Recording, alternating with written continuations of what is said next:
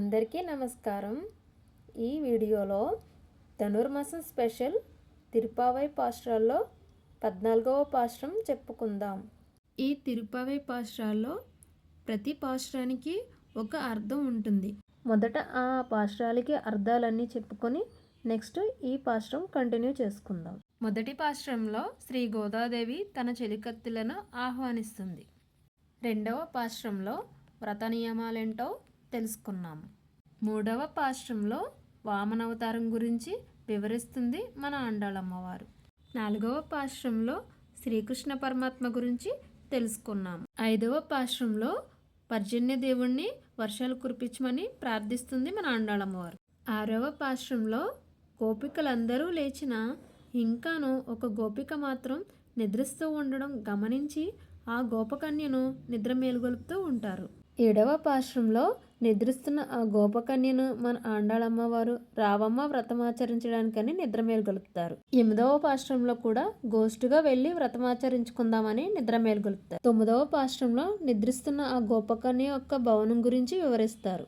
10వ పాశ్రంలో గాఢ నిద్రలో ఉన్న ఆ గోపకన్యను ఎంత పిలిచినా లేవకపోయేసరికి ముందుగానే నోము నోచావా ఏమి అని అడుగుతూ ఉంటారు. 11వ పాశ్రంలో నిద్రిస్తున్న ఆ గోపకన్యకు ఒక అన్నగారు ఉన్నారట.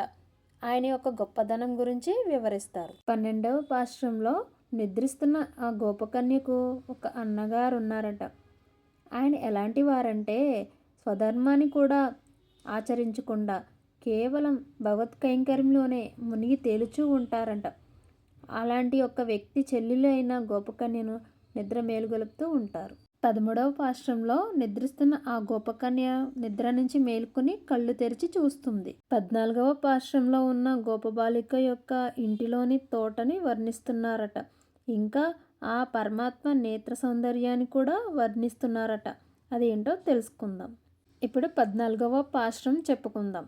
ఉంగళ్ పుజక్కడై తోటత్తు వావియుల్ செங்கடு நீர் வாய் நெகிந்து ஆம்பல்வாய் கூம்பினகம் செங்கல் பொடிக்குறை வெண்பல் தவத்தவர் தங்கள் திருக்கோயில் செங்குடுவான் போகின்றார் எங்களை முன்னம் எஜப்புவான் வாய் பேசும் நம்காய் எஜந்திராய் நானாதாய் நாவுடையாய் செங்கொடு கரம் ஏந்தும் தடக்கையன் பங்கைய கண்ணானை పాడేలో రెంపావై. ఈ పాశ్రానికి భావం చెప్పుకుందాం. ఏమే సఖి, ఇదేమి ముందుగా మమ్ములను లేపుదు వంటివి కదా, ఇంతవరకును పండుకొనే ఉన్నావేమి? లెమ్ము, తెల్లవారిపోయినది. చూడు, మీ పెరటిలోని ఎర్ర కలువలు విచ్చుకున్నవి, నీలోత్పలాలు ముకుళించినవి. కాషాయంబరులైన మనులు, యోగులు, తెల్లని పలువరుసలు కలిగిన వారందరూ దేవాలయాల్లో భగవద్ధారాధన నిమిత్తమై కోవెల తలుపులు తీయటానికి కుంచె కోలను తాళపు చెవులను తీసుకొని వెళ్ళుచున్నారు. ఇవన్నీ ప్రాతకాలముగు సూచనలే కదా. నీవు చేసిన వాగ్దానమును మరచితివా? నీకేమి, నీవు పూర్ణురాలువు కదా. సరే, ఇకనైనా లేచిరమ్ము. వాగ్దానమును మరిచిన సిగ్గులేనిదానా, లేవవమ్మా అనగా నన్నెలా నిందితురు? నేనేమి చేయవలే ననగా శ్రీ శంఖచక్రములచే విరాజిల్లుచున్న విశాల సుందర భుజములు గలవాణిని, పంకజాక్షుని ఆ శ్రీకృష్ణుని గుణగణములను మధురమైన స్వరమున కీర్తించవలెను.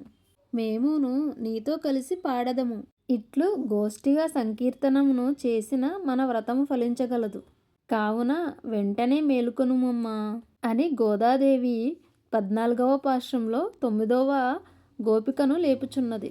అంటే ఈ 14వ పాశ్రంలో ఉన్న గోపకన్య యొక్క ఇంటిలోని తోటను వర్ణిస్తున్నారు. ఇంకా ఆ పరమాత్మ యొక్క నేత్ర సౌందర్యాన్ని వర్ణించారు. నీ తోటలో ఉన్న బావిలో ఎర్ర కలువలు వికసించుచున్నవి, నల్ల కలువలు ముడుచుకొని పోయినవి. ఎర్రని కాషాయము దాల్చి తెల్లని పలువరుసలు కలిగిన వైరాగ్యంతో కూడిన సన్యాసులు తమ యొక్క దేవాలయాలను ఆరాధన చేయుటకు పోవుచున్నారు. మమ్ములను నీవే ముందుగా వచ్చి మేలుకొలుపుటకు మాట ఇచ్చినావు కదా. ఓ పరిపూర్ణురాలా, లజ్జావిహీనురాలా, లెమ్ము, లేచి బయటకు రా. నువ్వు చాలా మధురముగా మాట్లాడగలవు అంటున్నారు. శంఖచక్రాలు ధరించిన వాడైన పొడవైన బాహుకల పుండరీకాక్షుని నామాన్ని పాడుటకు రామ్మా, లేచి బయటికి రా. అందరూ కలిసి ఆ భగవత్ నామాన్ని కీర్తన చేద్దాము అంటూ ఈ పాశ్రంలో చెబుతున్నారు ఆండాళమ్మవారు. ఇంతటితో పాశ్రం ముగిసింది. ఆండాళ్ తిరుహడే శరణం. జై రామానుజ.